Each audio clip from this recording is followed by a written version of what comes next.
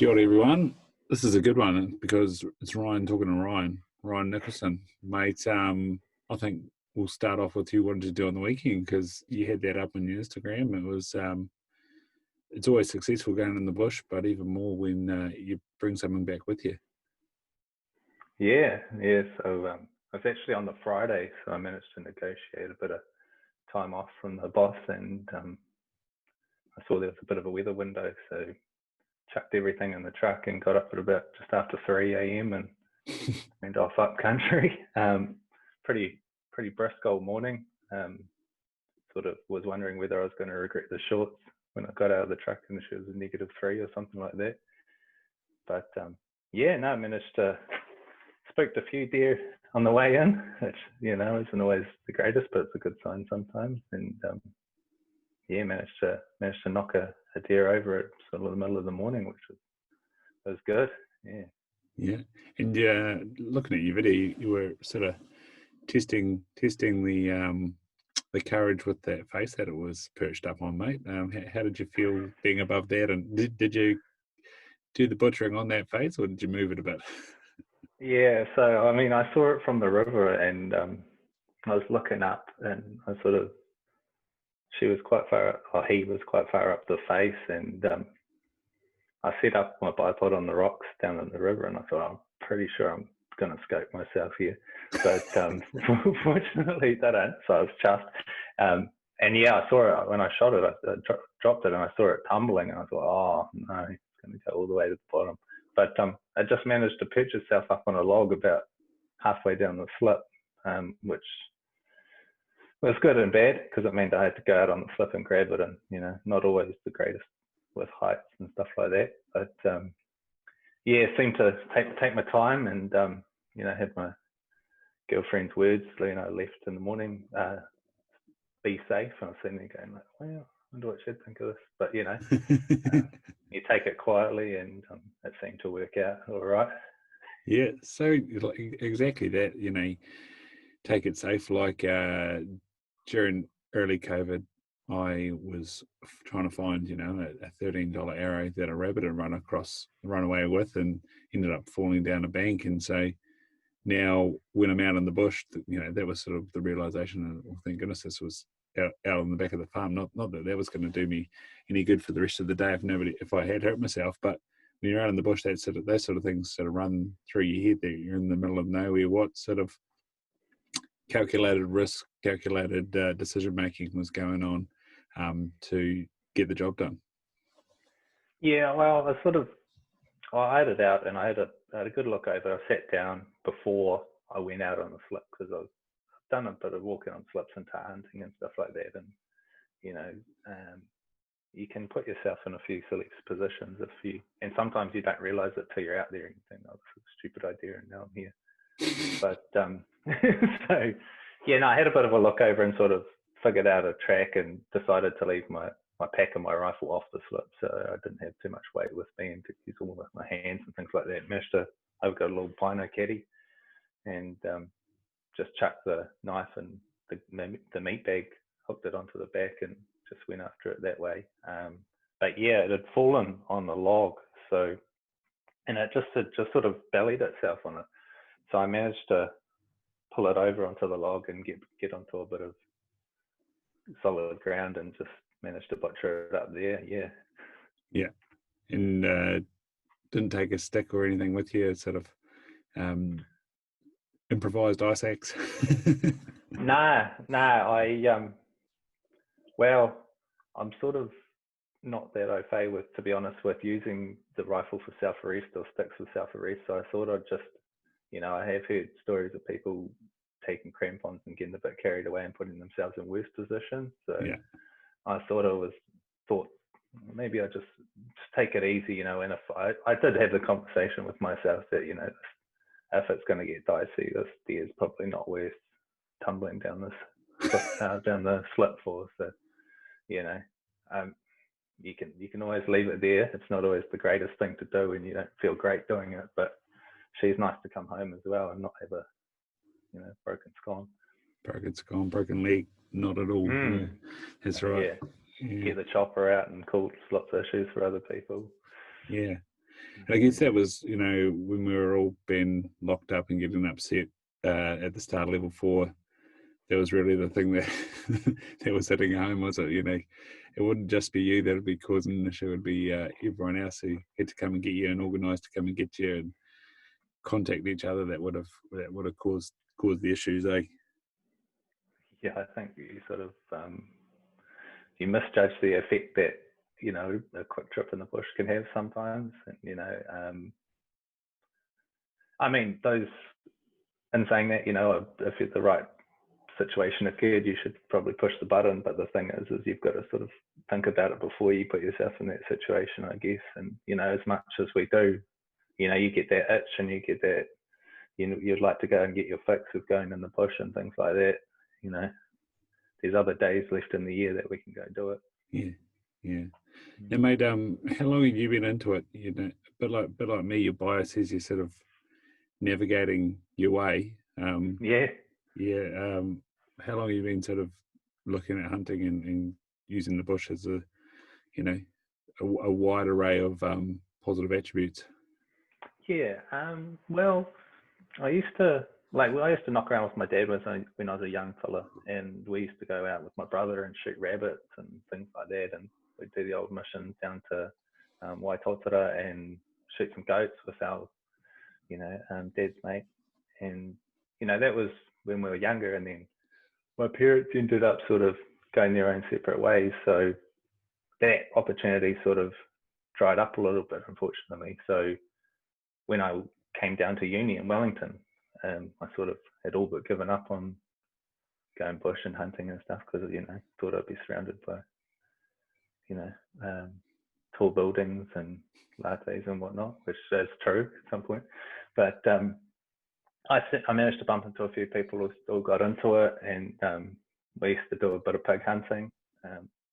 But it was a lot, like I said in one of my yarns, is a lot of it was just walk around the bush smoking darts and stuff. But it is sort of fostering that sort of the love of the bush and things like that anyway. You're spending time with some mates and things like that, having a bit of a laugh, getting some meat and things like that. And it's always fun with the dogs. And but as I sort of went on, sort of left hunting all alone for a bit, and pursued a few other things, mainly drinking excessive amounts of alcohol and things like that, which didn't tend to work out so great. But just over the last, I don't know, maybe 3 or 4 years, I actually started taking it quite a bit more seriously, and started looking and planning a few more trips and trying to get a bit more regular with it. And I have had the pleasure of having a few good mates that have been keen to get amongst it with me as well. But I really enjoyed sort of going out and doing the solo mission sometimes. Just it's good for the soul, and it's good for the bit of confidence and bit of self-worth and stuff, like taking it easy, but sort of putting yourself in those situations where you have to think and do a bit of analysis, and sometimes you come up trumps with an animal, and it's a good feeling. Yeah, mate. Dogging and Coffee put up the other day, why do you go out there? And that was definitely, when I sat down and had a good think about it, one of my things is that space, and that, especially when you're going solo, the opportunity to fully process everything without a distraction. Now, I know I'd sort of take my phone and do the odd video, but realistically that ends up being 2 minutes of bloody, I don't know how many hours I'm out there. And there's a lot of opportunity to find your dark places and your dissenting voices in your head, and work through it, and like I say, build confidence, and even more so when you pull it off. But just getting back to the truck, getting to the hut, getting to your campsite, getting firelight, like it's those small achievements which are amplified so massively. Like you said, you started off just sort of wandering around with mates, chasing the odd pig, and smoking a bit. Where did you start to see that there was more to it? Like I said, you left it and came back. Yeah, well, I left it for a while, and I started working a bit and sort of getting carried away with the weekends I'd spend, a lot of the times just catching up with mates and getting on the juice and things like that. And, that doesn't really leave a huge amount of time for hunting.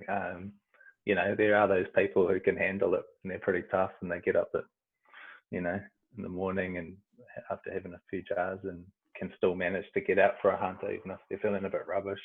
But for me, I didn't really have that, and you'd be hungover and I'd struggle to do anything, to be honest. And then Monday wouldn't be very good either, and Tuesday wouldn't be great, and then by Wednesday come around you'd be looking forward to the next one. So yeah, I just sort of felt at some point you get to that place where you think, I've got to sort of tune it back and do what's important for me. And I don't have no problem with people drinking and still like to have a few myself on occasion and things like that, but I just felt that it didn't have that satisfaction anymore, and I wanted to sort of develop in a way that would contribute to my self-worth and what I was doing in a better way, sort of a better investment of my time maybe.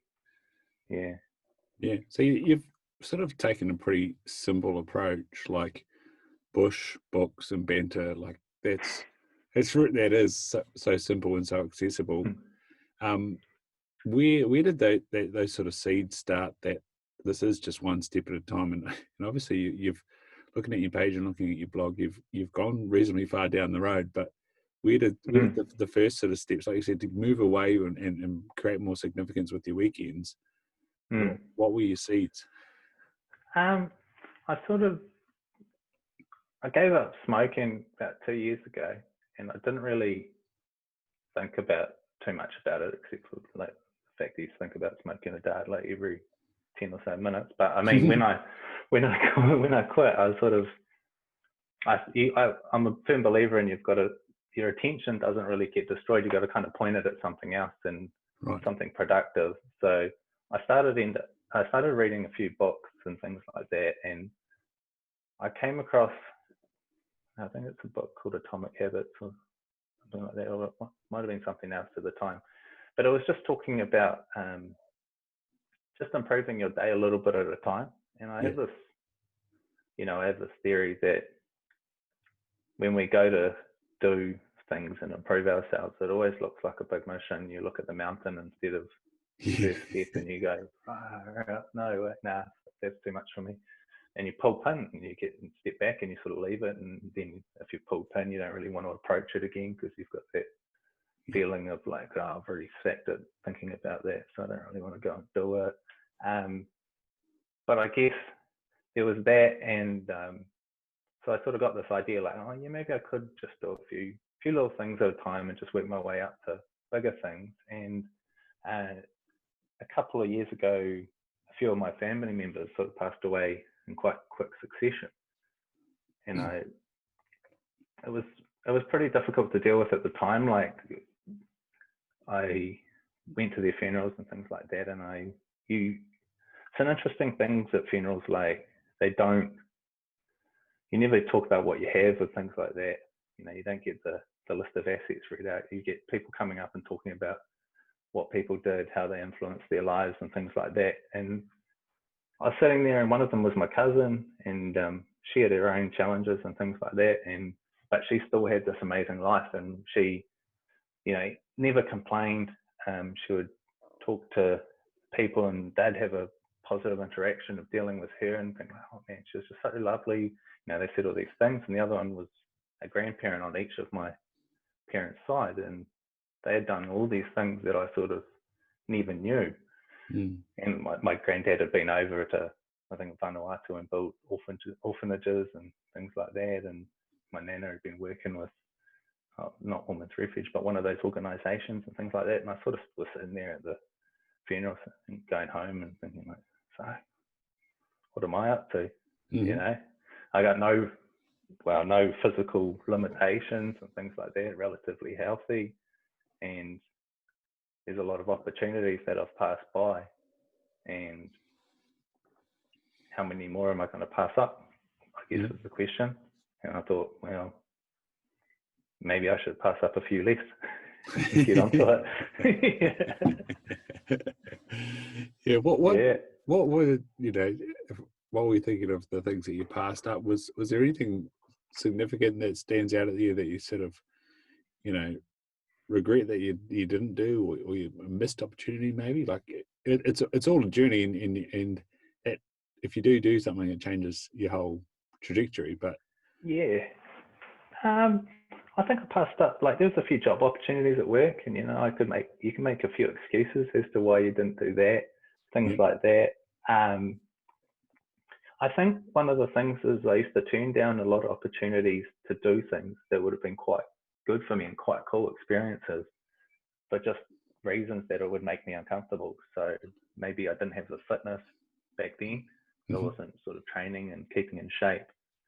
And something would come up and someone would be like, oh, do you want to go do this? And like, I just sit there and be like, oh, I'm going to be the least fit. It's going to be shit. I'll be at the back of the pack. Like, I'll be knackered. And you, like, we all know the feeling. Like, we've been hunting with someone that's fitter than us. You do sort of suffer a little bit, but it's all part of the thing. And, you know, most people will stop for a while so you can have a bit of a breather. Mm. Yeah, I think it's probably, I can't think of a huge one myself, but definitely a lot of small ones, yeah. Mm. And on the flip side, what, you know, one of Jim Carrey's, you know, he's got lots of good movies, but one of his great movies that I really enjoy is Yes Man. And that sort of is at the other end of the spectrum. But what have you sort of been finding and saying yes to a few more things, and you know, being selective in what you do choose to say yes to? Yeah, I think just picking those things that are important to you, that are going to move you closer to your goals and things like that is the things that I try and say yes to. You can say, I know a lot of people get away with the whole saying yes for a year to all the opportunities, but some of those might not be as good for you as you think too. You know, you can use up a lot of time saying yes to things and doing things. I mean, if you're that kind of person who's maybe isolates themselves a little bit or something like that, then yeah, that probably would be something good. But I think, you know, if you've got to sort of pinpoint the things that you say yes to. So I was trying to take advantage of getting out and about a bit more, going tar hunting and things like that, you know, getting these experiences that you might not be able to get. And, you know, maybe you had to tighten up a bit on your spending or something like that, so you could afford to go and do those things, and you could afford to go on a chopper or something and go hunt seeker or do what you were going to do. But, you know, actually saying no to the smaller things, like, you know, having a bit of financial discipline and things like that allowed me to say yes to those bigger things, which are, you know, really, really awesome. And like, I got the opportunity to sort of go out charter fishing with my dad and things like that. He can't unfortunately hunt as much as he would like to these days and things. So charter fishing is a good thing that he can participate with. And those are those memories that sort of stick with you for a long time, you know? Yeah, mate. Absolutely. And it's funny, like, as you say, with a bit of financial discipline, you can get out there and do the thing, but it's actually the moment and the experience that really sticks with you. Like, it's just about being with your dad doing something exciting. Like, how cool is that? Yeah, that's awesome. Yeah, it's wicked. And you know, the things that you forfeit before that probably aren't of that magnitude. So, you know. Yeah, no, that is quite fascinating. And then, like you said, the little things that you do sort of choose to say no, like lots of people talking about sort of energy and where you're placing the energy, and like, you know, is that energy sapping, is it energy building, and that sort of stuff. Like, they're all interesting paradigms, and I guess that's what you're sort of exploring when it comes to reading a bunch of books, is picking the brains of a wide array of people. I saw one of the people that you sort of helped you get your day moving was Aubrey Marcus, when the day, when the morning. Like, simple paradigms, to just really streamline what it is that you're doing, and I guess to take a quite severe line in the sand and follow along with, hey, I'm going to do this, and this, and what's that app you're using, Habits? Are you still plugged into that? Yeah, so I think it's the Loop habit tracker, and I just sort of started using it. I had about 4 habits, and then I started just every couple of weeks I try and tack something else on. Yeah. That was actually how I started a couple of years ago, and I figured that, you know, if I improved one thing every 2 weeks, or at least tried to do something that would improve my life a little bit, even if it didn't, you know, at least you know it doesn't, you can get rid of it and crack on with something else. But Yeah. You add that, you get that compound, it's like compounding interest, right? You get the compounding benefit of all these habits that you're chucking in. So I started trialing a few things. I do get up in the morning and drink a bit of water with some lemon juice and some salt and creatine just to hydrate, and then get up and have a bit of a stretch and do some push-ups and whatever else, do a bit of reading, maybe a bit of meditation, and then, you know, you tick all these things off, and it's micro wins, but it's momentum in your day a little bit. And then, you know, if the shit hits the fan later on in the day, you know, at least you've got them under your belt and it's not all wasted time and things like that. And yeah, just built it up from there. So that habit tracker, you can obviously track your habits and you tick them off every day. But because, you know, no one really likes to lose a streak. Like, I don't know if you're a Snapchat man, but back in the day I was, and you used to get friend streaks and whatever else, and that's the whole psychology, from what I understand of that, is you'll keep using it because you don't want to give that streak up. And it's the same as the habit tracker. Like, you get up to about 95% automaticity or whatever the word is, and yeah, you don't want to let it go. You keep doing it, because you sit there and you're like, yeah, no, I've cracked this, and you don't want to give that momentum up. No, nice.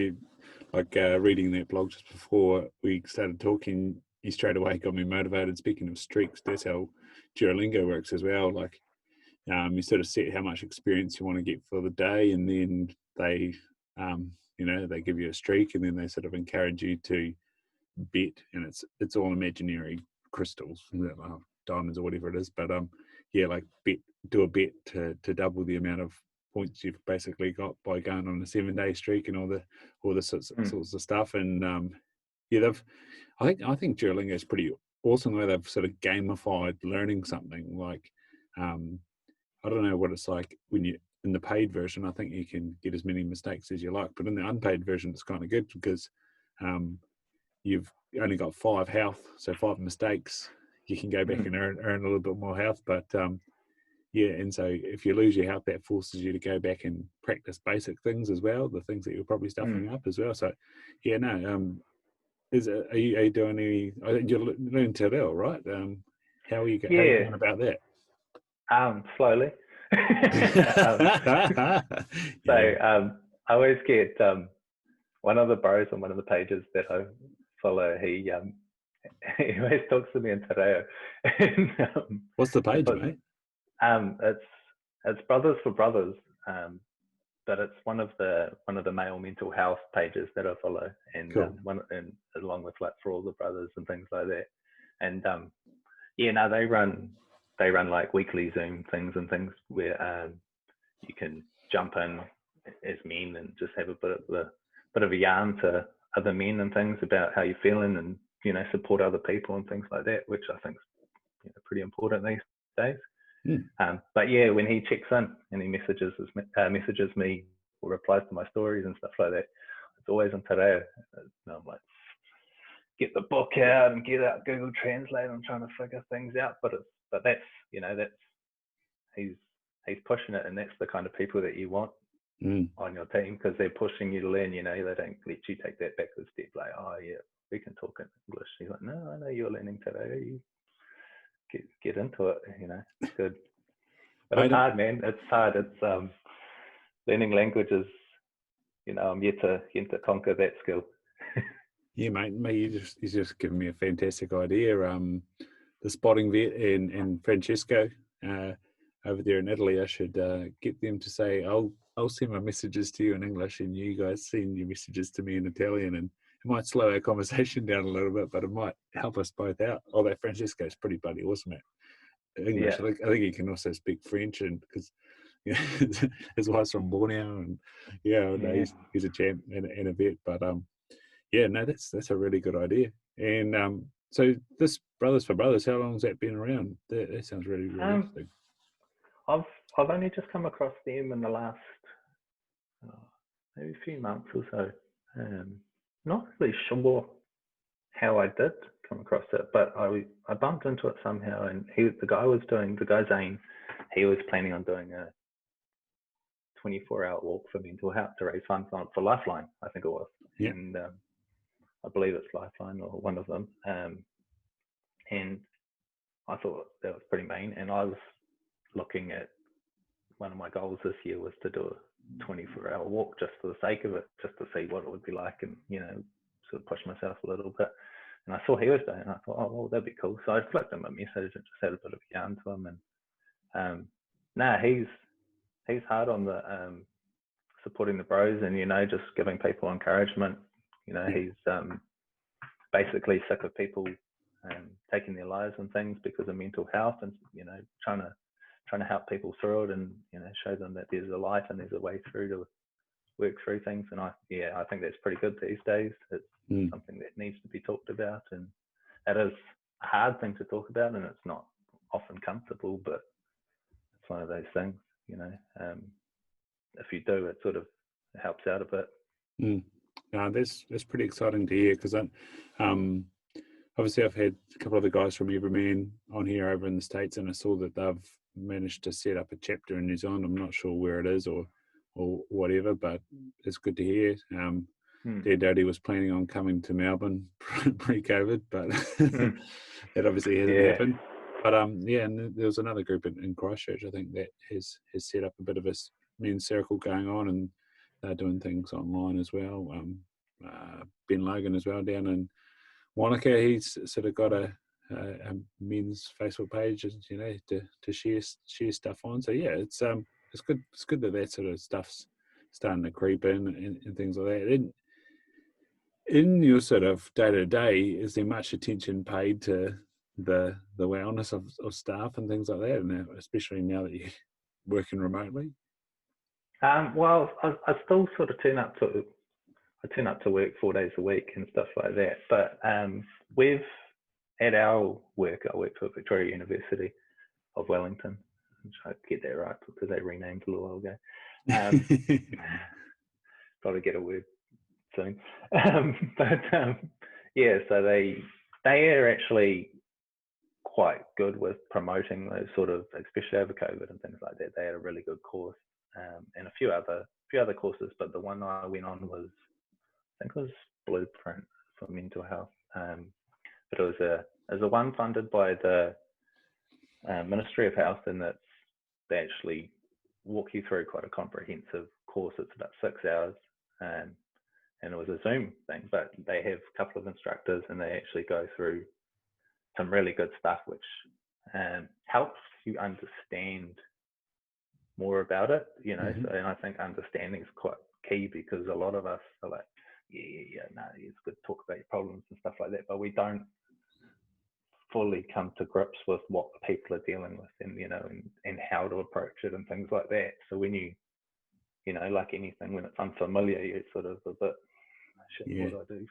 Maybe I don't want to make it look like a dick, don't want to make it worse, and we sort of shy away from it, and that's unfortunately something that's not going to help as much, So they're giving people those sort of tools, and you get a bit more of a comprehensive understanding, and therefore you're sort of better equipped to help people out, which is quite cool. And sort of even in yourself as well. I think that's one of the things that lots of people are getting reasonably frustrated with, is there's a lot of talk about mental health, and then it's like, well, the numbers are still going up, people are still taking their lives. So now we're all aware of it. Let's start doing something about it, eh? It's, as you said there, the tools to deal with it. And you're right, when someone does come to you with that undesirable feeling, you do sort of creep up and kind of go, oh, shit, I don't actually know where to start, where to help you, and unfortunately when you go looking for the help, it's not cheap. No. And so, as you and I sitting in a circle with some friends, it can be quite difficult to sort of,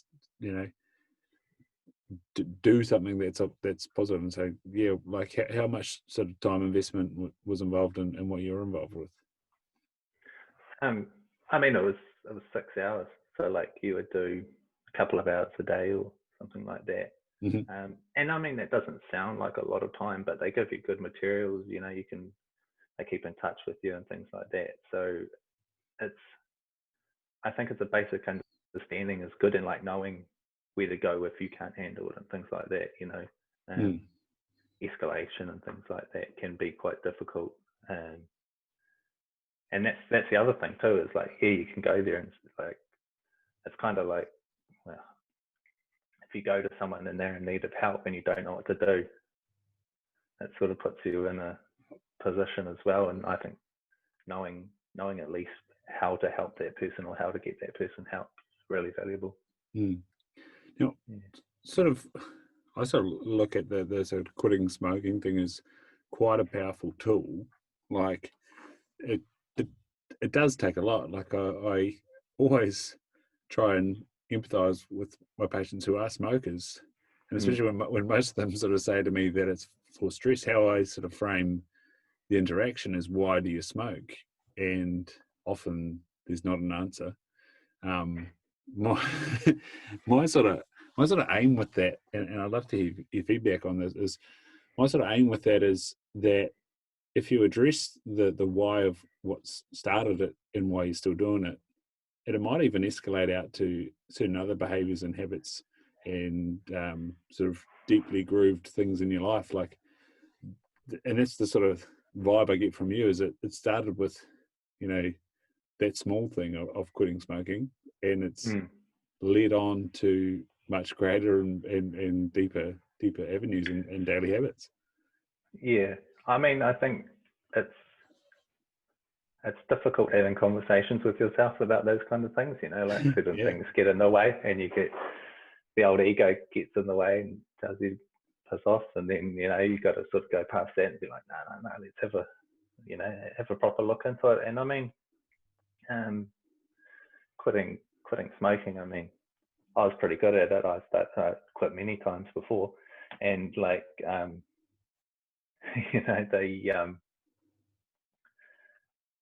had to just like look at it and say like, all right, how am I gonna do this in a way that I'm not gonna my body's not gonna have a little bit of a freak out and want to have another cigarette. So I didn't do cold turkey. I just faded away, just like ghosting on Tinder, just sort of two cigarettes. Two cigarettes on Tinder. Yeah, well, you do like 2 texts one day and then one text the next, and then you wait one day and then one text, and it's just like that with cigarettes until you get to the point in which you're like, I can't remember the last time I had one, and then it sort of gets to the point where you're not gonna have another one, and it's quite and again, it's like your win streak, right? You get to that point where you're like, oh well, I don't want to ruin the run anymore. And there's other things too, like you know that it's like social view of it sort of swinging around a little bit and things like that. It's affecting other stuff too. Like I was trying to get fitter, and then I go for a run and then come home and have a bourbon and a dart, and it's like, I wouldn't want to. So there are those things, and I think you've got to really want to, and you've got to have a valid reason and things like that. Like if you've got nothing better to do, then of course you're going to do that. And why not? Like the thing is, you got to do something with your time, and you've got to have your reasons for things. And I mean, a lot of people just plain enjoy it, and I think you've got to stop enjoying it before you will actually want to quit and things like that. It's different for everyone, man, and like everyone's sort of. I've got a lot of friends that smoke still. I've got a few friends that have quit, which is cool, good on them. Some people get their vape on, which is still like amazes me, because it's just the sheer amount of smoke and shit that comes out of those things, and how people, you sort of, I think where you're going before is like you have to look at why you have that thing to do it, and sometimes it is a little bit more deep seated, and you go, oh, when did I start this, and why did I do it then, and has that, maybe that was just a thing that I did do, or was that something, was it a coping mechanism, was it just something to do with my spare time because I didn't want to address the fact that I wasn't doing anything with my time or something like that. It's different for everyone, and for me that was probably it. Like, I didn't really have anything to do other than do that. So Mm-hmm. if I wasn't hunting, I was that, we used to smoke and we did pig hunting, but after that, if I was drinking, and we just sit around and have a few ciggies and shit like that. I mean, you don't have anywhere to be, and got to smell nice for someone. There's no problem, right? You go home, brush your teeth, job done. Mate, yeah, you said something really powerful there, and it's kind of like those sorts of things, and you went to that place of what was this coping mechanism, and when you are trying to address your ego and go, well, why do I do this? And you do get that sort of, you said having that difficult conversation with yourself is quite hard, and that's where I think doing something like psychotherapy can be helpful, because you get to have a conversation with somebody else about yourself. Yeah. but yeah, well, how are you sort of seeing the ego at similar age to me, 32? How are you sort of seeing the ego at this point in time? It still rocks up. It's it's an interesting thing. I think once you start noticing it and you sort of become aware of it, you can notice when you're responding because of that whole ego thing. And it's a funny thing, and like, you can use it to your advantage as well, right? Like, if you know yourself and you know that my ego won't let me do this, like, but in lockdown or whenever it was, I was sort of getting a bit, a bit casual, a bit soft on things, and I thought, like, man, I need to sort of step this up a bit. I'm going to start going out for some cold runs. And I thought, oh yeah, how am I going to stop myself from sacking it, and not doing it? And it's like, oh, just put it up on the Instagram, because then, at least someone's going to be like, bro, you shit, you don't even do it. And that's the thing, is like, I mean, it is easy. The beauty of social media is you can put things up and say things, and you don't have to back them up, but people know, bro. Like, people that know you, they know, and it's credibility with other people and credibility with yourself as well, and your ego will hold you accountable as well. And I think doing that's good, but being able to have those talks with yourself and realize, I think when you get to a certain age, and I'm not sure how you find it, you sort of realize that you're not the best at everything, and there are people who are bloody good at things, and sometimes you just got to suck it up. And I'm not a great mechanic, bro. Like, my mate was telling me to buy a flank drive spanner or something the other day, and I was like, what? And he's like, yeah, it's the thing, just go in and get one, don't get a crap one. I was like, how do I tell what a good one is? But I think it's, without sort of depleting your self-esteem, you've got to sort of be got to be a little bit self-deprecating sometimes, and that's what I sort of try and do in my blogs and stuff. I sort of take the mickey a bit and sort of own it, when you stuff up, because then you can own your successes as well. But if you're not owning your faults, it's kind of, we all cock things up, and we all do things we regret, and the most important thing is learning from them, and if you can help someone else learn from them, then cool. I think that's really good, and it helps other people realize that it is all good to make mistakes, and it's not the end of the world and things like that. Other people do it, and I don't know if there's really enough of that these days. Like on Instagram and everything, you get pretty curated things. It's good. I like the hunting community. People own their misses. Quite often they put up and they say, I missed a deer today, and things like that. And that's good, because it shows people that are starting, like, you still make mistakes. Like, you can put in a lot of work and things go wrong and stuff like that. And I think I think that's really helpful. I think, you know, your ego can get in the way of helping yourself and your progress a lot too, because you don't want to ask that person how to do things. And like my swimming, for example, I was pig-headed and wanted to teach myself how to swim. So sort of dragged myself up and down the pool. I had people offer to help me, but you know, you just like, no, I want to learn myself. And you do, but you know, you probably would have learned slightly quicker if you let someone give you a bit of a hand. Yeah, no, that's what's been good about this podcast, is getting some hunting mentors has been bloody fantastic. You know, I've got a long list of things that I need mentorship on, and you know, surfing and when we started talking after Tim Gaverman, spearfishing, and I even had a couple of offers, and so I might get onto those sort of beginner moments. Oh, very funny. Yeah, but I think it's I don't know if I've written about it or not, but I love the beginner mindset stuff. Like stuffing it up and feeling like a dick.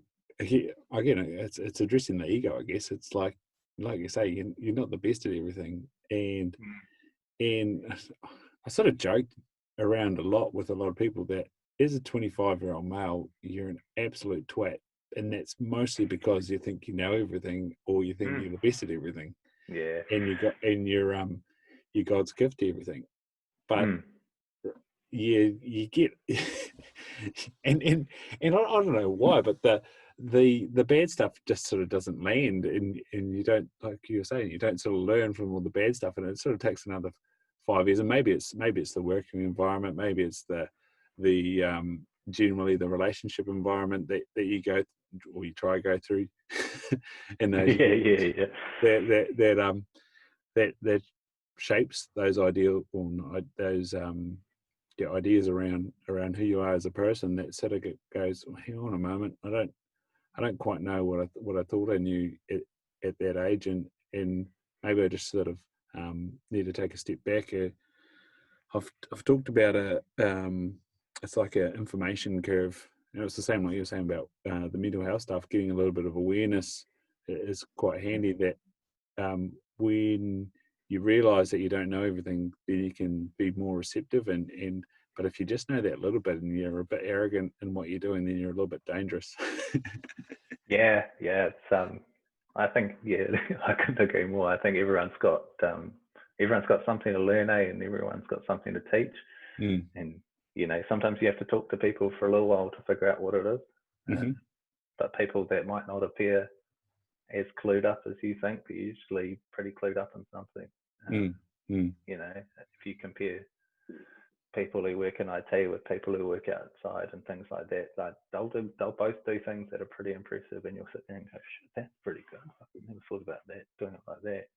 Because it's just the way that they think, you know, and being able to have those conversations. And like you say, the beauty of things like this podcast is you can talk to people that have spent time learning things that you haven't had time to learn, and you can learn from them, which is an awesome thing. And yeah, a little bit of information is dangerous. I think I did a bit of kickboxing like many years ago, and it was always the people that had done a few classes, they were always keen as to get into it. You take some of the lads out to a couple of kickboxing classes, then you go out on the beers on a Friday, and suddenly, holy, they got a bit bigger and they were keen as for a scrap or something. You're like, oh, bro.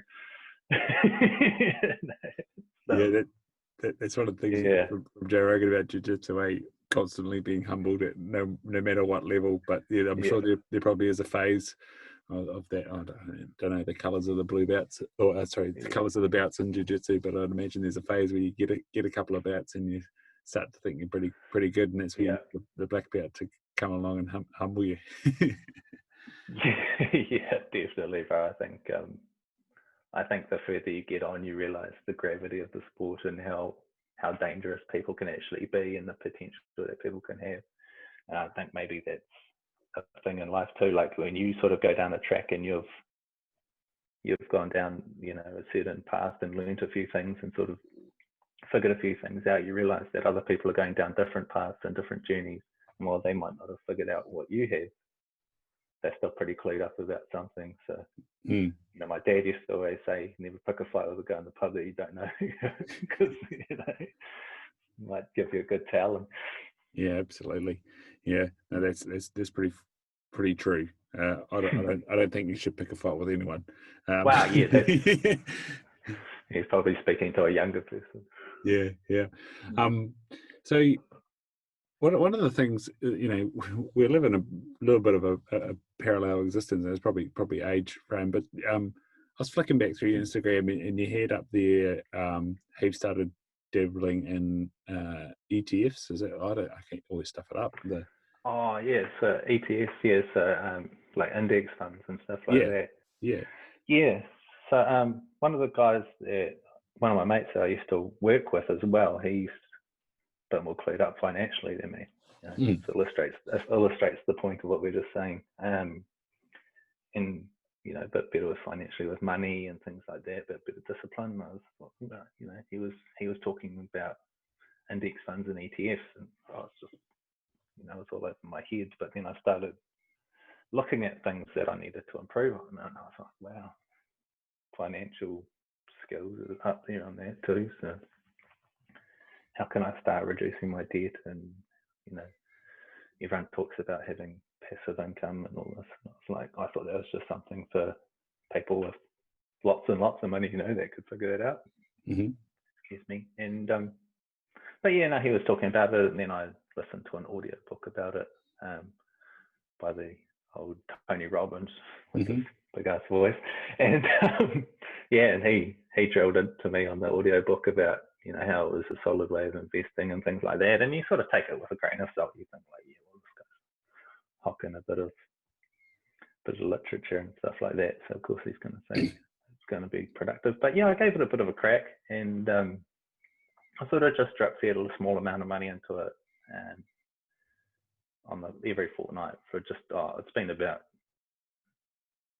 a year and a half now.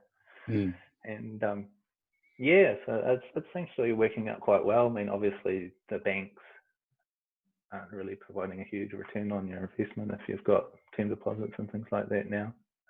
My bank sent me an email the other day telling me they were lowering my savings rate interest or something.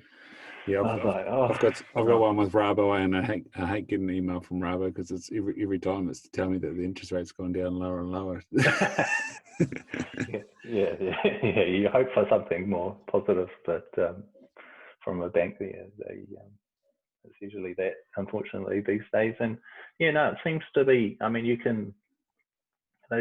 take a percentage of each company in that market, or however it works. So it's like a snapshot of that market, and then so the way I understand it being, and someone will probably correct me, is that you know, you're betting on economic growth basically. So like if you think that that market is going to go up, and it does, you know, it's a good return. My understanding also, well, the way I think about it is if one company goes under, and it's better to have your shares spread over that, because those other companies are probably going to take up their market share. Now, I don't know if that's right, but it makes sense in my head. And yeah, and I mean, and you can do that in a market, and then of course you can diversify over a few markets. So I put a bit in the US, which is moves around a fair bit depending on who's tweeting what and getting up to no good. And then, you know, you put some in the emerging markets and things like that, chuck a bit in New Zealand, because, you know, you've got to support the hometown. And yeah, it seems to be ticking along. You get reasonable returns out of it. And I think it's one of those things that's a long term. You're not going to chuck a bit of money in and hope next year you're going to retire and just do the big Hail Mary and it's all going to work out. It's sort of pull it out 30 years down the track and be quite happy with yourself, which is probably a nice, you know, synonymous with life a little bit. You can't win it all straight away.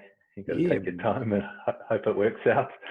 Absolutely, man. That's a really good way of looking at it. You're not going to. It's synonymous with life. You're not going to win it straight away. You might win the lotto, but Could do.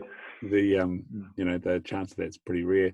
I think the other thing, like I'm a bit like you, my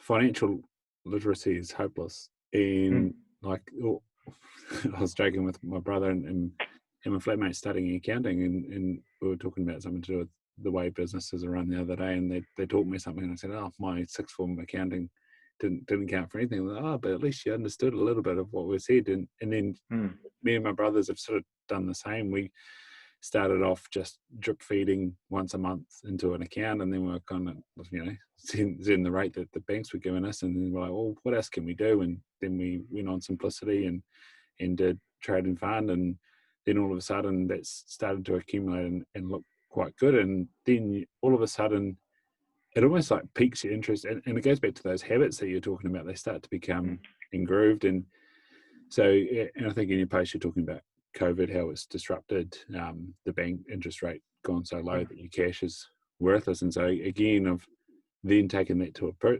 personal realm, and then also I was putting some money aside in the bank for my daughter, and I'm kind of like, well, if this is a 20-year, or I think it's 25-year investment, well, maybe we should go for a little bit more risk and ride the waves a little bit. And I guess it sort of starts to expand that literacy, and you know, you start reading and listening to more like people like Ray Dalio and Warren Buffett, and you said about Tony Robbins.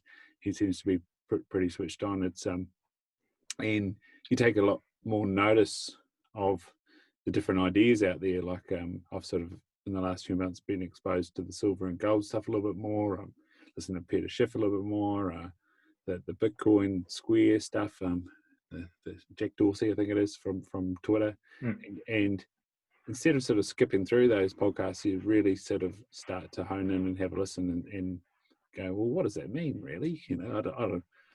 Again, you get a little bit of awareness and you start to look into it. Yeah, it's interesting, eh? Like it's and there's the ego again. Like it's easy to just discount them and just be like, well, there's bloody rich bricks in America. Like, of course, there's bloody got heaps of money, but you know, it has to come from somewhere and things like that. And you know, you can even sort of like with books and stuff like that and podcasts and things like that. It's an investment in your time, but if you get a little bit out of it that benefits you, just a little bit, you know, that's another tool in your belt, and it comes in handy down the track. And you know, you think, like my mate talking to me about this, and just having that interest, you know, you have that curiosity, like you're saying, you go, oh man, I'll just do a bit of googling, you know, just be a half an hour and just have a look into it, and then you can sort of get you can observe other people, and then you can understand why they do it maybe, and then have a bit of a think about it yourself, and then go, well, maybe this is good. Or maybe you come to the conclusion with like, no, I need my money in the pocket at the moment because I am a bit skint or something like that. But you know, it's all knowledge that can never be taken away from you, you know, just unless you have some sort of problem later on. But you know, you always hope you don't. Yeah, no, and it's funny, with the silver and gold stuff, I've sort of, like you say, I was stretching one day and had YouTube up on the TV, and I was like, oh, I'll watch a video and see what this is all about. And then there was an article today and stuff, and I was like, and it was kind of reinforcing where I felt about it. Like you say, I'm a bit skint at the moment, or I need a bit of cash flow at the moment, so I'm better off with it in my pocket. But it just looks as another option down the track of, hey, if I start to get my money working for me, which is the plan, you know, we all sort of have that plan to have money work for you, and I think that's a Tony Robbins thing. But he probably got it from somewhere else too. But it's just hocking books. But yeah, it like I say, down the track, it's something that you can go back to, and with a bit of knowledge, and you're already partway down the track of understanding, and you've got a foundation to go to and look at. Yeah, no, it is an interesting thing, and I think building that foundation and things like that, like we sometimes sort of neglect certain parts of our lives and things like that because we don't want to spend that time building that foundation, you know, and you're trying to box on with things you are strong at, you know, work in IT, mate, I'm a wizard. I'll Yeah. go into it. I'm not speaking for myself because, far from it, but like some people have very distinct strengths, but I think when we capitalize on those and ignore the weaknesses, if that strength gives out, you might lose your job for something, you make a mistake at work and get sacked or something, you're like, shit, what do I fall back on? And that can be quite a troubling sort of thing to face. And I think, if you work on bringing other things up to a sort of, not so much an even keel, but in a place where you can sort of support yourself and rebuild out of a bit of adversity or challenge and things like that, I think that's a good place to be, because when the pressure comes on, it's quite often your weaknesses that sort of give out.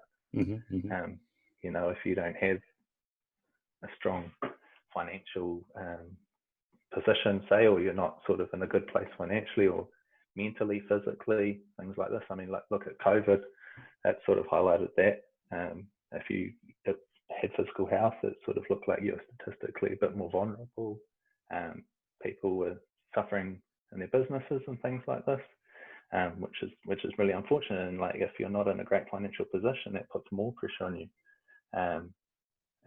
If you're mentally, like if you're struggling with your mental health, and then shit like this happens, COVID comes along, you're like, oh my god, it's another thing you have to deal with.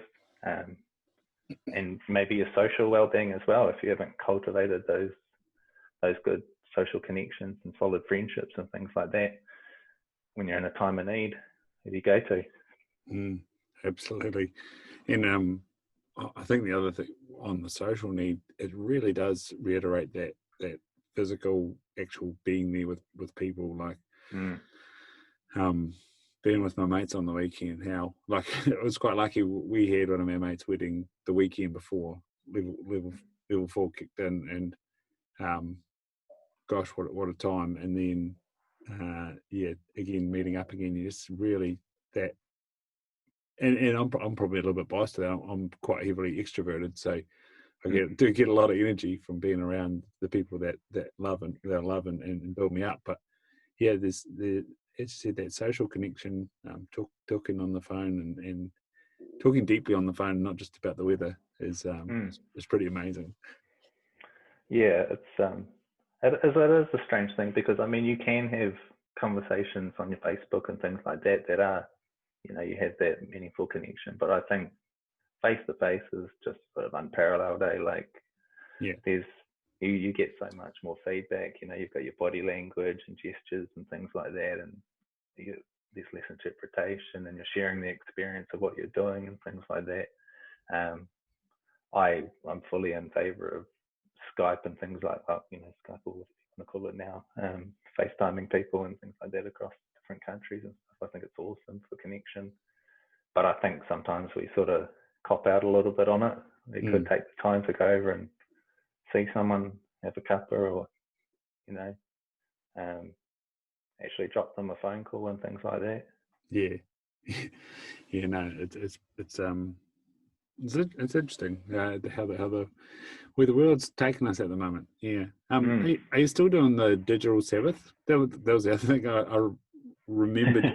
I remembered that the timing that you could set. I don't know why that didn't come through into my phone. They're like timing your apps. So I'd found myself being on Instagram a whole bunch of lately. And then I was kind of like, I wasn't doing this. And then I read your article and it had about the timing thing. And I got that off a Tim Ferriss article. And I was like, oh, yeah, that thing, that works really good. And then, just again on Tim Ferriss podcast, heard about this digital Sabbath.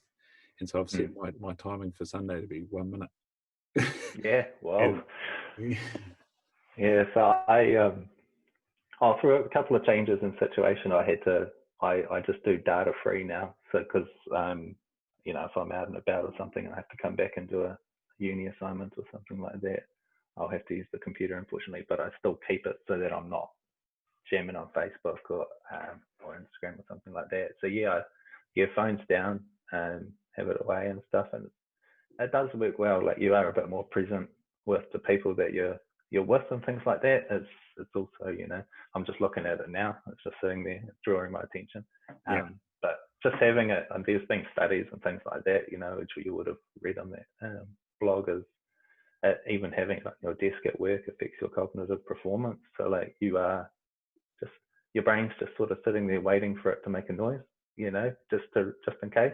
And you're sitting there thinking like, oh, maybe I wonder if I've been being pinged by someone. But Yeah. I think it's nice to take a step back from that, and it's that whole, it's like a scarcity thing. Like you might find if you set a timer on your Instagram, like I used to set it for 30 minutes, and you set it for 30 minutes, and you bloody enjoy it because you'll have a good rip through Instagram. You won't stop for shit posts. You'll only look at the good ones, and everything starts becoming a bit valuable because suddenly your time on there is unlimited. And it's like anything, supply and demand. You get a whole lot of something, you're not going to think it's as valuable as if you only get a little bit. You're going to enjoy it. And you go through and you might curate your Instagram a little bit. People that are posting sort of negative stuff, give them a quick chop, and and you've got, it's quite suddenly, again, it's quite exciting to go on Instagram, and quite a cool experience. Yeah.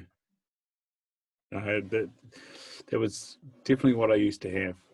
I think I've still got my Instagram pretty well curated, but yeah, I definitely understand what you're saying about, and it's a good analogy. We're talking about money just before, the supply and demand and value. Like, fortunately, again, conversations that you have with people that know a lot more than you. Like, one of the lucky things for me in optometry is that I get to speak to people that are in their 60s and plus and have retired and stuff. Yeah. And yes, some of the conversations about the supply chain to New Zealand are a little bit scary. They were talking about parts for electronic planes or this guy's Jaguar, but yeah, it's going to be pretty interesting going into the hardware shop soon. Oh, is that right? All these things that we get out of China, well, we're only going to be left with the mass-produced ones, I think, for a little while, which is pretty interesting. So again, that's probably good to save your pennies. Yeah, I guess so, and it's a strange thing because I never really thought that way. You always sort of think there's a way out until you realise that sometimes there's not. Yeah. You go, you go try and, from what I hear at the moment, you go and try and apply for a mortgage at a bank. It takes a fair while at the moment to get a bit of cash, and they're all processing it because the interest rates are so low and things like that. But I think there's that sort of nice feeling that comes with being a bit self-sufficient. I think that's probably why people enjoy hunting so much, is it's that confidence and competence. You sort of feel like, well, I can go out and get some meat. Like, you're not, especially if you're me, you're not going to go out and feed the family every week. You'll probably be walking a few k's. The kilometres per deer might be a bit high, but yeah, me too. But you can get after it, and it's that whole thing, like having that feeling of sort of a bit of security is nice, and if that means maybe trimming down on the fancy dinners and things like that for a little while, maybe it's the thing to do. Get a couple of snags instead of the Scotch fillet next time at the CP. Yeah, I think the personal sovereignty thing's been coming up. I don't know, maybe just the people that I attract, it's been coming up a lot, that sort of self-sufficiency and things. And you've got another interesting post, and it's paralleled to hunting and having everything on your back, and that sort of self-sufficient, self-sovereignty mindset. And again, it was that what we're talking about there with Instagram, like culling the junk, finding the things that are valuable. I've bought plenty of gear and things for the hell of it that I wish I hadn't, and then you sort of stuck with it because it's still got a level of value and it's still got a use, and it really has to get important before you replace it. And you sort of, I saw you were sort of looking, hey, now when you're really going, and the saying is buy once, cry once, and it's sort of balanced with buy what you can afford, because some things you do need to have. But I was explaining this to someone the other day, that when you do the buy once, cry once thing, often the value exceeds just the thing. Like when it comes to jackets, it's light, it's compact, there's more space, you're not carrying so much. and you feel very secure in that item, because having that jacket means you don't need to take 5 pairs of clothes in case they get wet.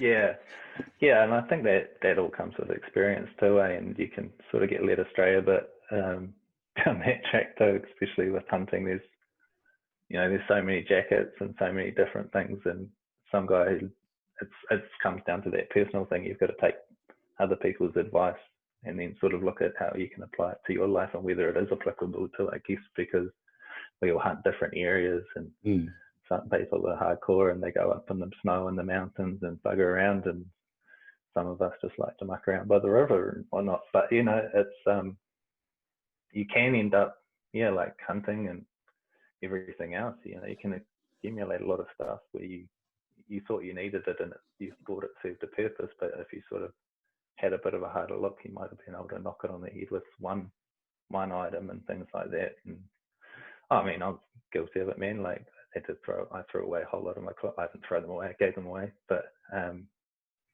whole lot of my just casual clothes, because I just wasn't wearing them. I just walk around and wear fleece t-shirt and a pair of shorts and some fluffy socks. And then I've had things in my wardrobe that I wore for like years, and I was just like, what? And you look back at it, and it's funny because you look at it and you're like, when did I wear a suit? Like, there you go.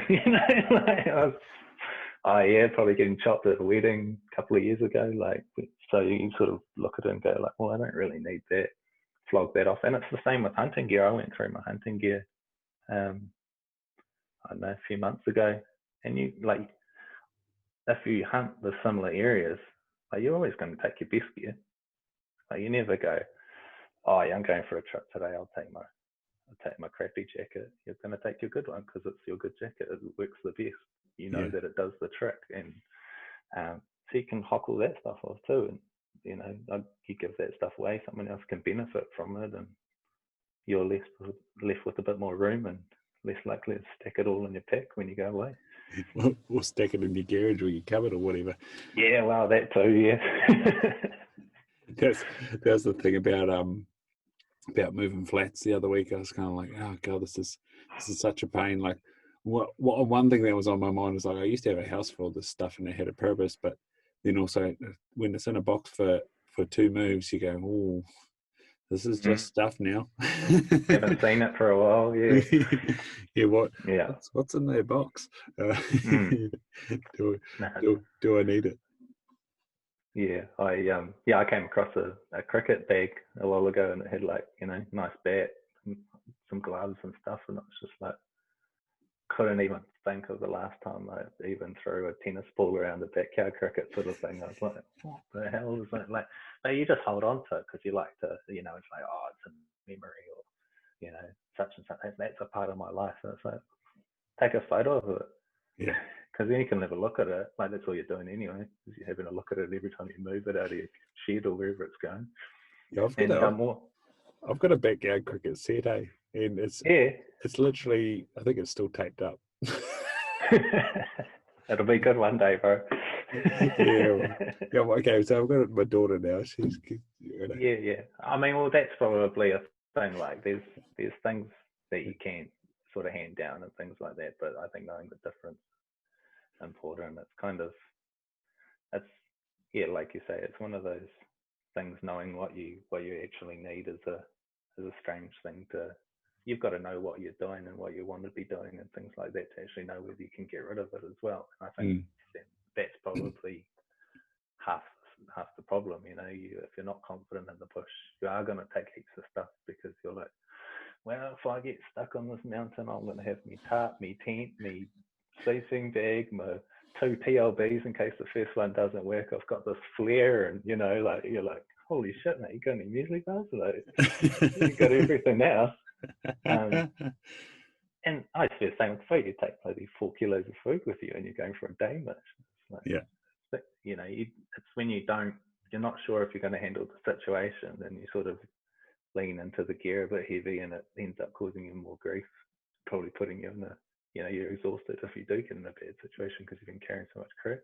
Yeah, I think that's that self-sovereignty, that self-sustainability, and it probably means self-confidence. And now it probably does take You know, those are all interacting. You know, but it probably does take a little bit of exposure, and yeah, I don't know which one of those comes first. I think it's down to the individual, I think. Yeah. So. What brings you confidence? What allows you to do the job?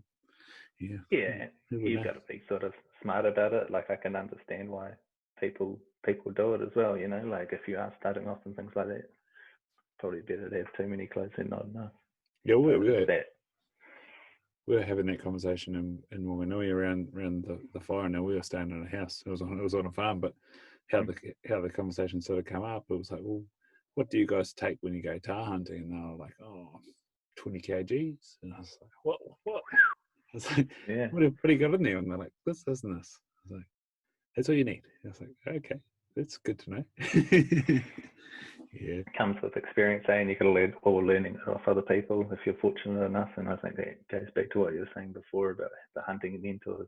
You know, you get someone who really knows their stuff. You can have a look and, you know, sit there and watch and go, what do you do? What do you have that, bro? Like, do you not take a puffer jacket? Do you not take this or whatever? You know, and you can understand their reasoning. Saves you having to do a bit of reasoning yourself sometimes, especially when you don't know what you're dealing with. Yeah, that was even talking with, again, going back to the jacket thing, talking with Justin Amor. He was saying about he took his puffer jacket with him down the West Coast, but his Gore-Tex jacket was that good that he said it's the first time he was dry and warm and he didn't need the puffer jacket. And he was like, oh, do I need the puffer jacket? I think around camp you need the puffer jacket, but yeah, I think so. It's when you're not moving, that's when it comes into its own. But I think sometimes if you can get that windproof layer on, or like your jacket on over the top and keep that heat in a bit earlier, you know, you can do without sometimes. I used to just sit there and wait till I got cold and then put my puffer jacket on, which is, you know, you learn over time is probably not the correct order of events. Yeah, and the other way around as well, isn't it? Start cold and warm up, and so that the only your base layer is the only thing that's getting sweaty, and that's where breathability. Your jacket comes in as well. Hopefully, it's letting that sweat out. But and then, like you say, as soon as you stop, wrap up warm, and you'll be good. You'll maintain that heat. Yeah. It's hard for some fellas though, because like, I don't know about you, but like I crack a sweat opening a beer sort of thing. Like if I put you know, just talking about it's making me sweaty. But if I I've got a Stony Creek glaze knot, and if I wear that, then I crank up a hill, and I'll heat that thing up pretty fast, man, in most weather. And you know, I get sweaty. I got the still water until I washed it with washing powder. Don't do that. It breaks it. And that was a bit the same. I was in that Wanganui trip. I was wandering around with it on a bit, and getting wet on the inside, which was a bit of a bummer. But my younger brother, he's a shocker for sweat. We were at the gym the other day doing nothing to exertion, and he's dripping his crack up. Yeah, I think it runs in certain families sometimes and things like that. My brother's a bit the same with dad. I can, but it's not a bad thing, eh? Like being able to heat up quick is quite good, especially if you're going for a jog in the winter or something. You know, you get toasty quick. But I mean, you know, you can only expect a jacket to work so much or whatever, breathe so much. So you know, they are good though. Yeah, I found out on the weekend that I'm a salty sweater, and I always wondered why I'd get cramp and things. And the big run I did on Saturday, I was sort of wearing compression tights and a compression top, and then I was sort of sitting around the house afterwards and looking down, and there's all this white residue. And I was like, oh, Jesus Christ, no wonder I sweat and love a bit of salt on everything.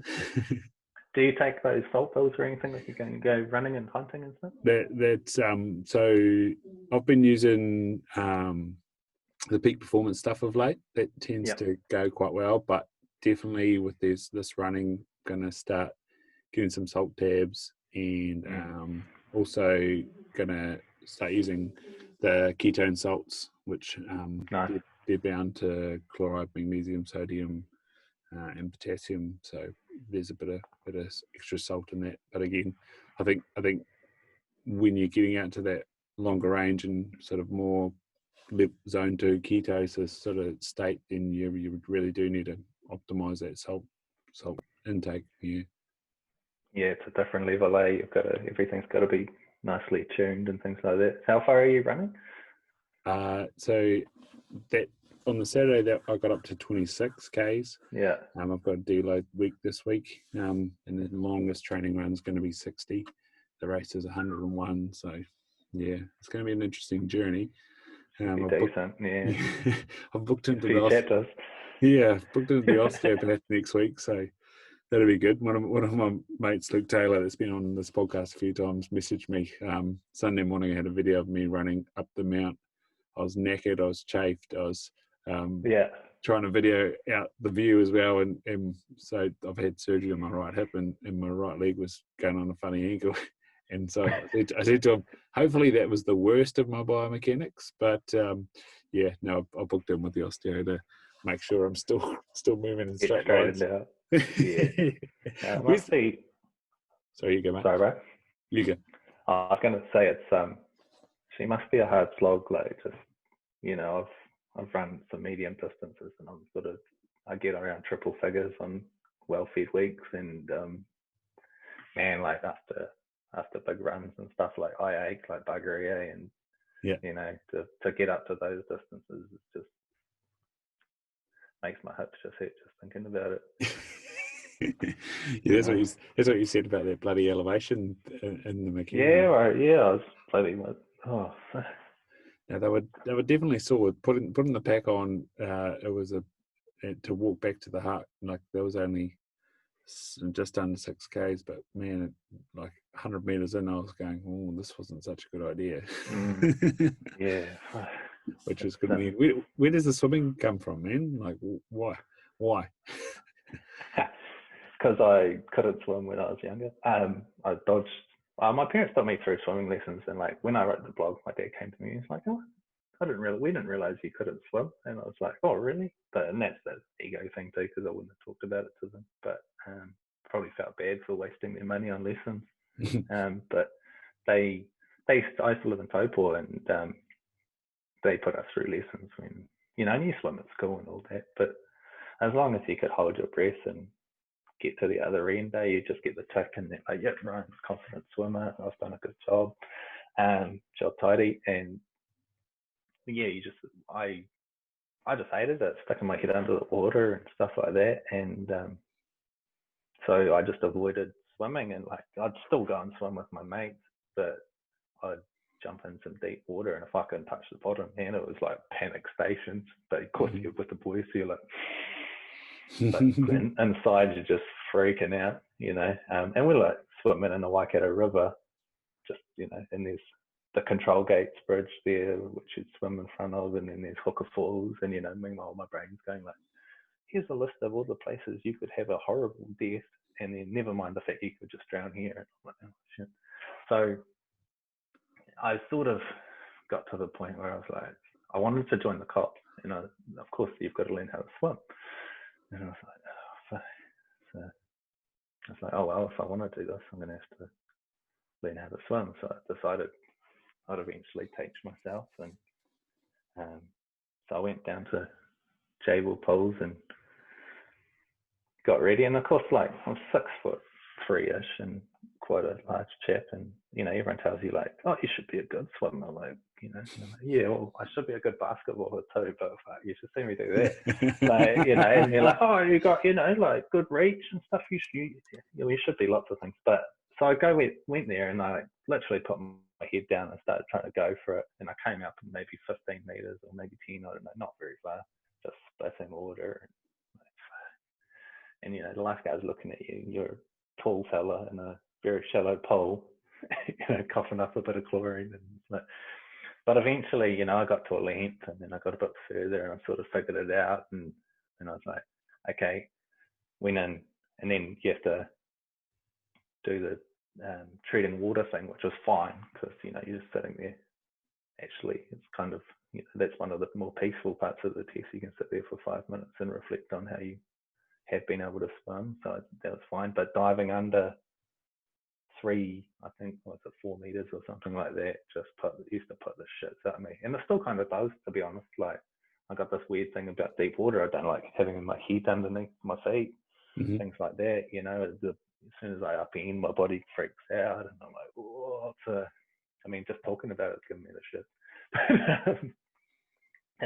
It's a strange thing, but then I have these conversations with people and my mates that go diving, and they're just like, oh, I went for a dive the other day. The water was so clear.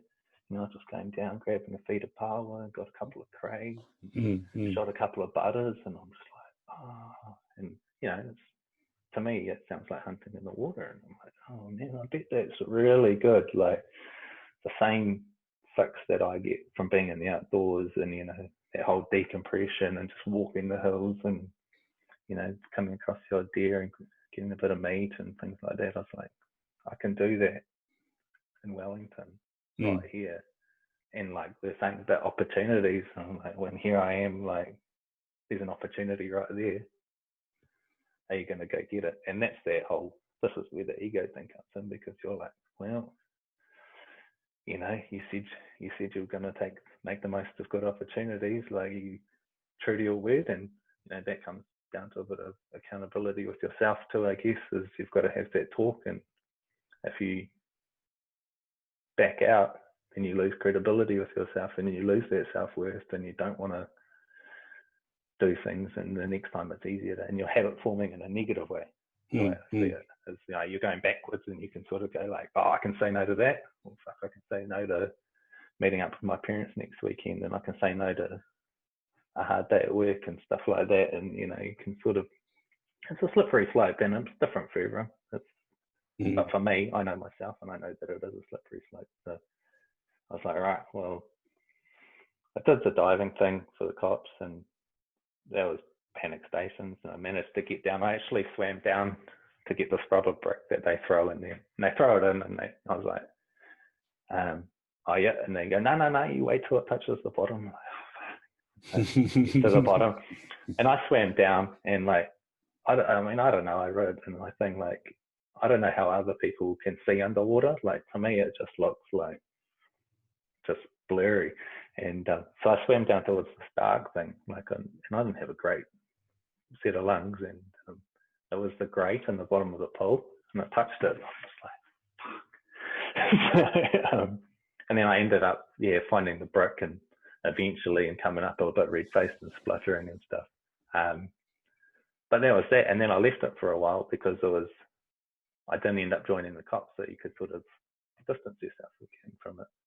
So, but then I've been doing running and outdoors, and again, like I said, we're talking to people who do diving, and I was like, right, well, I need to get over this thing with deep water so that I can go and enjoy the opportunity that's right there. That, you know, they've got people that'll take me diving, people that go diving offer and stuff, and I was like, maybe if that gives me the shit so much, maybe I'll just do a bit of open water swimming. So that's what I'm working up to now. So I sort of traded in a bit of the running during the week for some swimming, and hoping in a month or so, chuck on a wetsuit and jump into the harbour and have a bit of a flap around, but we'll see. But because the whole being underwater, it looks awesome, but, you know, it's the dream versus reality is a different thing. You know, you got to sort of train your body and mind to sort of deal with it and all that, I guess. Yeah, no, it's I can relate to it, which is the funniest thing, because like in a pool, mate, I'm totally sweet. Like I did competitive swimming, played water polo, even, you know, my whole life going to Lake Wanaka. There's a deep ledge just out from where we camp, and as soon as I got past that, I'd always crap myself. And there's nothing in a lake. yeah, exactly. Yeah, predator free. Yeah. And it's like, it's the only time I think deep water, deep open water is about the only time that I understand irrational fear. And in the lake, I can sort of kind of push myself through it. And like I said, I've had a wee go at surfing, but like where I was at Whangapawa, there's sort of a little island off the shore, and there's also between Whangapawa and New Chums, there's a nice point out there that gets the old kingi going and stuff around it. And just, yeah, the sort of mind is like how that'd be good to go snorkeling around or swim out to, but the body's just like, nah, don't do that. The idea of it's nice, eh? You're like, yeah, that seems like the go. And then, I mean, it's your story, eh? Like you watch other people do it, and they're just like, bro, you just jump in the water. It's awesome. It's beautiful. Up in, go down and grab the, and you're just like, it's not like that for me. But then, of course, that's it. You know, you get a nice bit of humble pie because your ego gets a good hiding, and but you can see.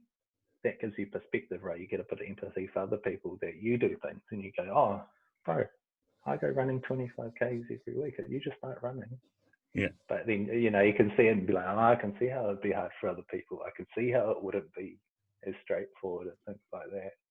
And I think, you know, being able to overcome those kind of things it's a powerful thing, but it's also not always an easy thing.